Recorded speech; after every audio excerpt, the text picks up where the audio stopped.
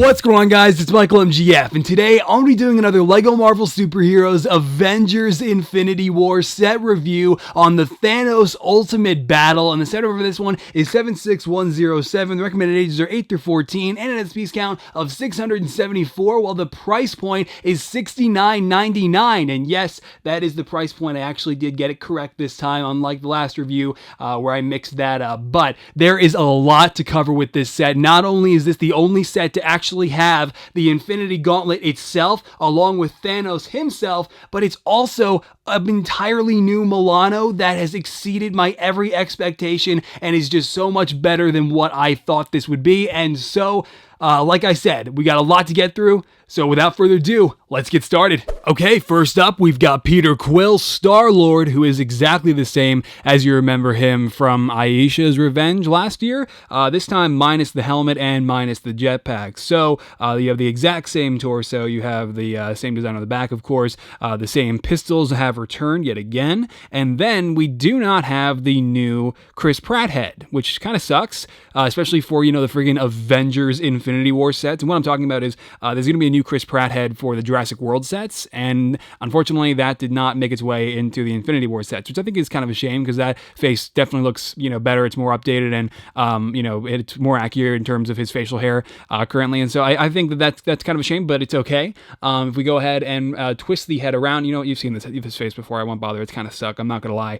You can see the aggressive facial expression right there for Peter. So yeah, I kind of wish that they would have included his helmet and maybe printed a slightly more accurate torso with his jacket folded over, like zipped up rather, but this works. Next up, we've got Gamora, and this figure is so awesome and definitely a huge improvement from the version we had with Volume 2. Basically what LEGO has done here is repurpose the exact same Gamora head as you remember it from those sets, so same hairpiece with the same print. We also have the exact same face as well, and then on top of that you can see we do also have the exact same alternative facial expression, so all of that is there. But what LEGO has done is obviously made an entirely new torso, and I'll just get the sword out of the shot.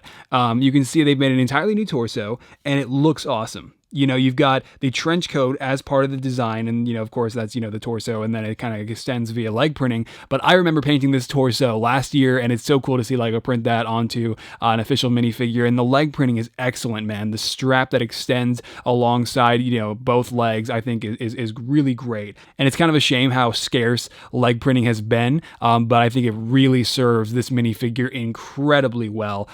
So there is that, and before I put the hairpiece back on, you can see there is the back of the torso as well. So Gamora, definitely no complaints with this minifigure whatsoever. This is exactly what I would hope this minifigure to be. Our third figure, the new Iron Man suit for Infinity War. I already covered this in the Sanctum Sanctorum showdown, but this minifigure is excellent. I love the design. I love the red highlights running throughout. The leg printing is absolutely fantastic. We do also have a really nice and improved face mask with these slits printed on top and blue eyes, and then you can see the design on the back only continues to be awesome and super detailed. And if we remove the helmet, you can also see that we have a brand new Robert Downey Jr. face for Tony Stark, which is so great.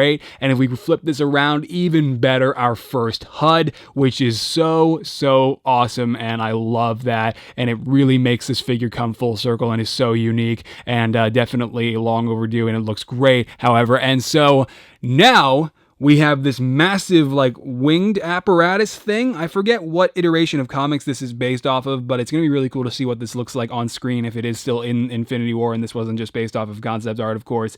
But using the exact same, central piece that you saw with the Iron Spider suit, with the Outrider minifigure, with the Hulkbuster smash-up, this uses that exact same piece with all these individual sections attached. When you can see these are all, unfortunately, these are all stickers, and I shouldn't really say unfortunately because it's really not too much of an issue.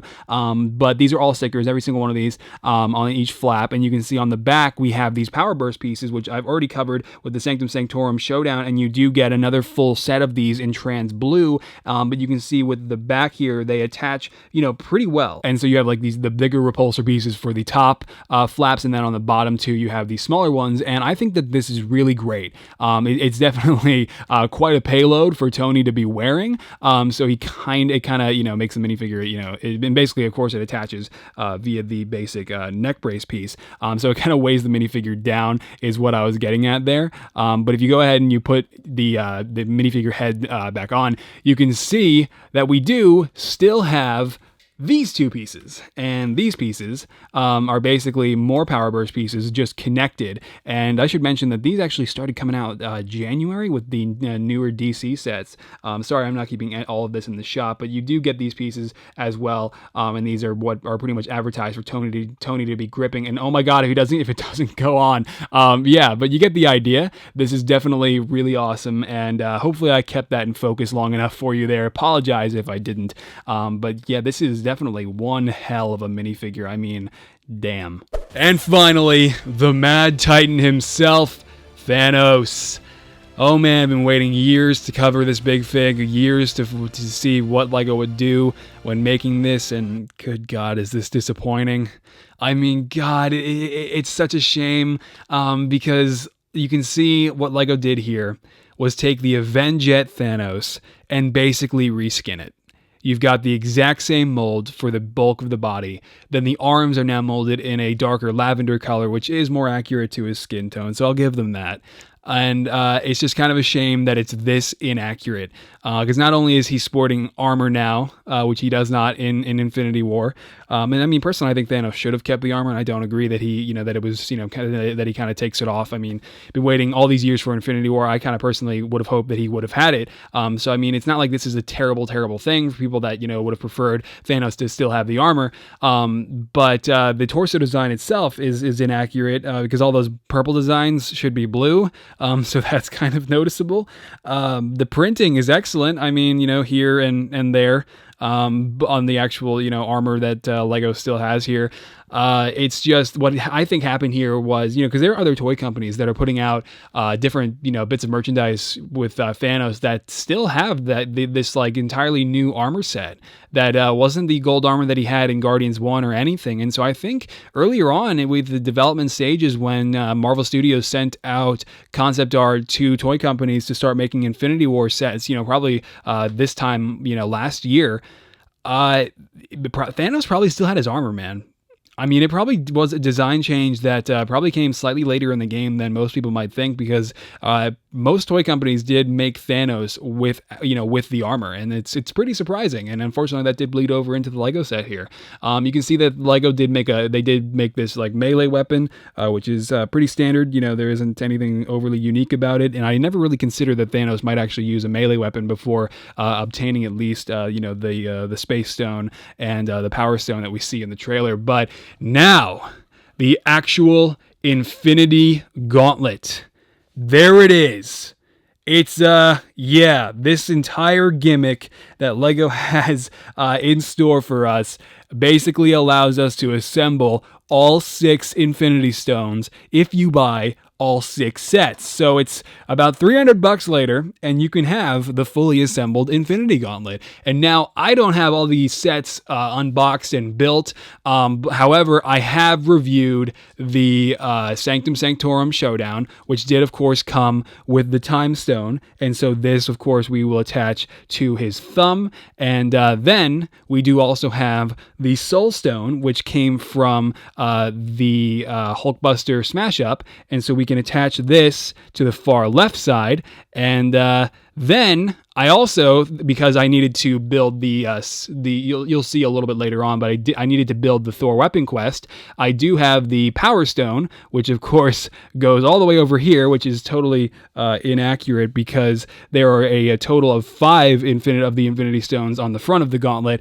However, for the sake of fitting all of them onto this piece, LEGO has elected to move the Power Stone all the way over to the side, and it's understandable because if they made these stones any smaller, then they would be easily lost. I mean, kids would swallow them. It would just be too small of a piece if they wanted to keep this accurate, and so that's totally understandable. And you can see I still have yet to get the Soul Stone and and then of course the Space Stone in place. However, the Reality Stone, the red one, is the stone that is included with this set, and I realize I probably should have said that before putting any of these back onto the gauntlet. So not totally assembled assembled yet. I might fully assemble it for like my last Infinity War review, so definitely stick around for that. Stay tuned for that for whenever, you know, I end up posting that to see the Infinity Gauntlet fully assembled. But basically, the way this works is, damn it, I don't have the connector. A few moments later. You take the black connector included with this set, and then you can just stick it right onto Thanos. And as you can see, it's cool, man. It's cool. It's just a little big.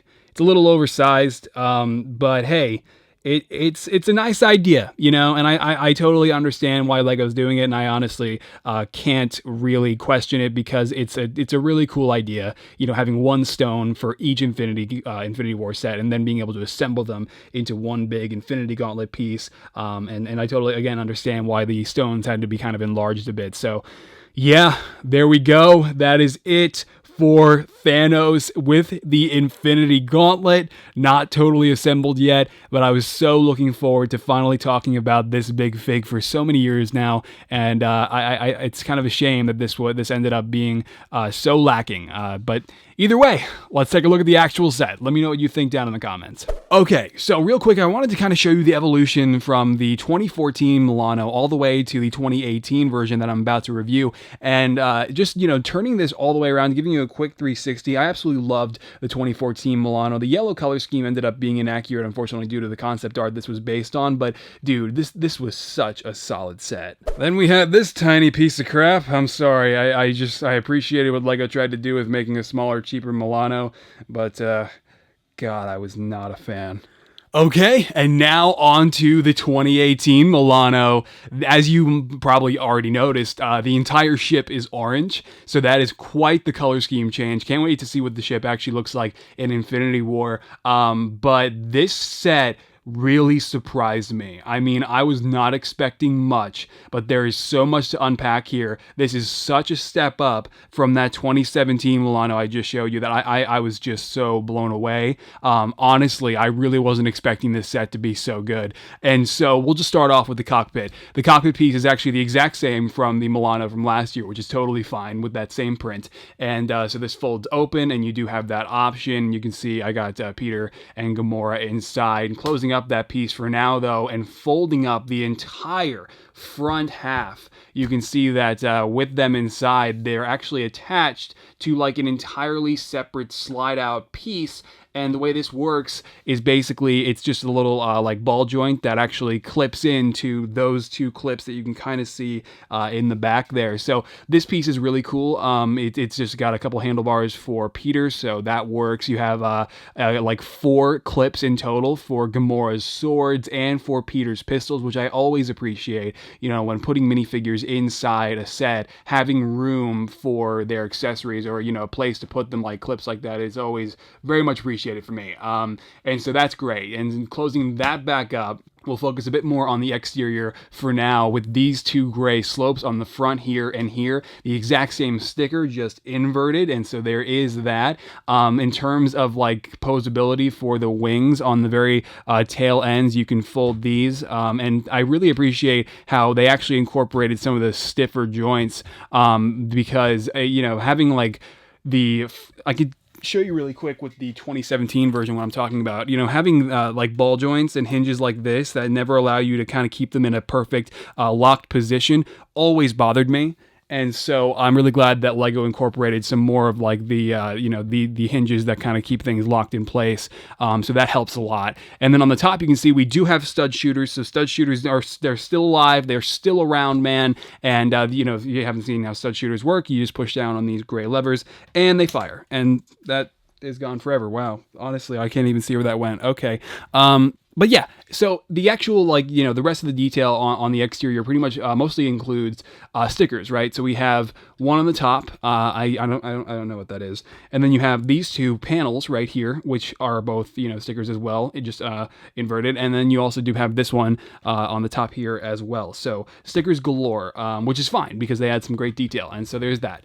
And then now we can actually take a look at the interior a bit more, and if we actually lift off the top, you can see that we've got this entire interior again. Whereas with the Milano from last year, we only had a tiny ass little cockpit, and it really was not that great. And you can see on the back, we also have a fold out hatch. And so basically the idea here is, and I guess I will, I'm out of minifigures already. Shoot. Okay, we're going to pull these two out, get them off of this piece, because I don't think I can get Tony inside because he's got those big flaps attached to that figure. Okay, yeah, so 2 seats right inside there, which look great. And so we'll go ahead and put Gamora on, and she literally just fell straight through. That's okay. We'll put Gamora on the left, and then we can go ahead and put Peter on the right. So there is that. Inside, we also do have stickers for some added detail, which look great, and they are pretty much exactly the same. And then you might have noticed the plate in the middle of the floor. And basically the idea here is if the Guardians and if Tony are successful with stopping Thanos from obtaining the Infinity Gauntlet, and this little piece here is pretty much just like a 4x4 plate with some studs, a few 1x2 cheese slopes with stickers on them. You have the actual Infinity Gauntlet attached to a connector. I don't know if that'll actually be a thing in the movie, but either way, it's the method in which the Guardians are going to attach the actual gauntlet inside, which is cool because you have that plate and it's, it secures itself in pretty easily, and obviously because of the gauntlet being so big, you can remove it very easily as well. So there is that. Now, the surprise feature that I absolutely was not expecting. I mean, I had no idea this was a thing. I had no idea this set was going to be this good. And then when I found this out, dude, I kind of fell in love with this set because just having that interior back and having all this detail, and I just love the way this is built. So you can see this set. This is from Thor's Weapon Quest, this like pod. I don't know the actual name of it, but this actually connects to the back. The only time I remember LEGO doing something like this was for the Rebels, the Star Wars Rebels Ghost, where you had to buy the Phantom separately and connect it to the back. This is pretty much the same deal. And so you can see with this one, you have that flap that on the top there, and that actually slides into that space there. And then we have these connectors on the bottom, and then you can see the connectors actually on the back of this here. And the way this works is you basically just slide it into the top and connect it to the bottom. And then you take these 2 flaps and the studs connect to the vehicle and completely secure it in place, putting the flaps all the way back down from the hatch on the top. You've got the entire set now connected, and the Milano is all the better for it. I mean, it just completes the set. It's totally, it's LEGO just squeezing another $20 out of people. But God, does it make this set that much better? It is just so freaking fantastic, and it was so unexpected, and I love this. And of course, so that also allows for more interior space. But again, I have to mention that this set is not included, right? That this $20 set is not included, with this one, and so you do not get this. You have to buy it separately with the Thor's Weapon Quest, and so you now have basically like twice the interior space. It's separated by a wall, but dude, and especially if you want to like make an easy mod, you could make a really solid interior out of this if you like just break down that wall and redesign a portion of it yourself. And this is really, just like I said, it has exceeded my expectations in practically every way. And just to give you a quick look at the bottom, you can see we've got a lot of purple pieces this time around with some trans blue here and there as well, like on these like repulsor engines here. These do rotate, which is super, super cool. You have these flaps here that can fold with a basic hinge piece at various different angles. But that's pretty much it for the bottom. And dude, holy crap, for 60, I'm trying not to say the wrong price point again, for $70, absolutely. But then again, you also have to kind of run the question by yourself, is that okay with you that you have to buy another set for $20 to complete this one? Because then at that point, what you're looking at here, realistically, is a $90 price point, and that's without, tax and everything. So For 70 bucks, you get the majority of the Milano, which is still a really awesome set, but it becomes, 10 times better when you attach the back of it with the $20 Thor's Weapon Quest build. And so, do I recommend this entire set for 70 bucks without the back of it? Look, man, you get a pretty good set here for the 70 bucks, and you get a couple really nice minifigures with Star-Lord and Gamora who are both inside, and I'm too lazy to bring out. So even if I wasn't reviewing this set, I still would have picked it up. Is it worth 70 bucks? No. I would say more like 50 to 60, of course, but it's totally up to you. 70 bucks for almost the entire Milano, then 20 for the Thor's Weapon Quest, making this 90 bucks, but then in that case, of course, you would also get Thor, Groot, Rocket, and the complete package for the Milano, right?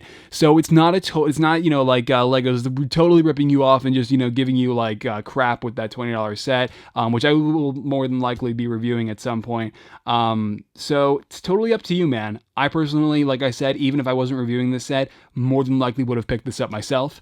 And I just think this is really great and has exceeded my expectations in practically every way. And I think it is really a return to form for how this set really should be and how it kind of already was in 2014 when they made the first one. So with all that said, let's take a look at the box and the instruction manuals, and we wrap up this video. Okay, here's the front of the box. Here's the top, actual size reference with Peter sporting it, and then on the back you can see we have all the features that I just covered, along with apparently now these pieces are called power bursts. Did not know that. Wish I knew that for the last 2 reviews. And the instruction manual is 108 pages. Then you have that. We have an advertisement for half the lineup, once again, the Thanos gimmick with the Infinity Gauntlet, which is pretty cool, and then we also do have that, and some advertisements for the Black Panther sets out of nowhere. Fine. I'll do it myself, even if I have to go to infinity and beyond. Oh, good lord. Oh my god. Dad, that was so bad. Okay, there we go. That is it for the Thanos Ultimate Battle review. Thank you so much for sticking around for that whole thing. I know it got a little extensive, but I don't think this will be my last Infinity War review. There are 3 more sets, and I can probably cover them fairly easily because 2 of them are so small. And you saw the good majority of Thor's Weapon Quest already in the form of, the back half of the Milano, which I already showed you, which is not included with the set, like I've mentioned already. So what I'm saying is I might be able to actually include like maybe 2 sets in one video, or maybe I'll do a separate video with just the minifigures from those smaller sets, because I don't know, I'm still figuring all this out, making it up as I go along, and I really appreciate you bearing with me throughout all of it and all the mistakes that I do make. And if you enjoyed this review though, maybe found it informative, or if this helped you in deciding as whether or not you do want to pick up the new Milano, then hey man, be sure to let me know by dropping the video a freaking like below. And if not, a dislike works too, whatever works for you. And yeah, if you want to check out all the new custom Infinity War minifigures that I'm working on, as I work on them and as I post preview photos, like I just posted one for Cap and Black Panther and Thanos over the past couple months, then definitely check that out if you care. And on that note, guys, that is it for I'm not gonna lie, the more exciting Infinity War sets. It kind of goes downhill from here. So hopefully you will enjoy what is left of the lineup, as I have enjoyed making these reviews thus far, and I cannot wait to continue. And so, with all that said and done, I'll catch you guys in the next one. All right, bye-bye.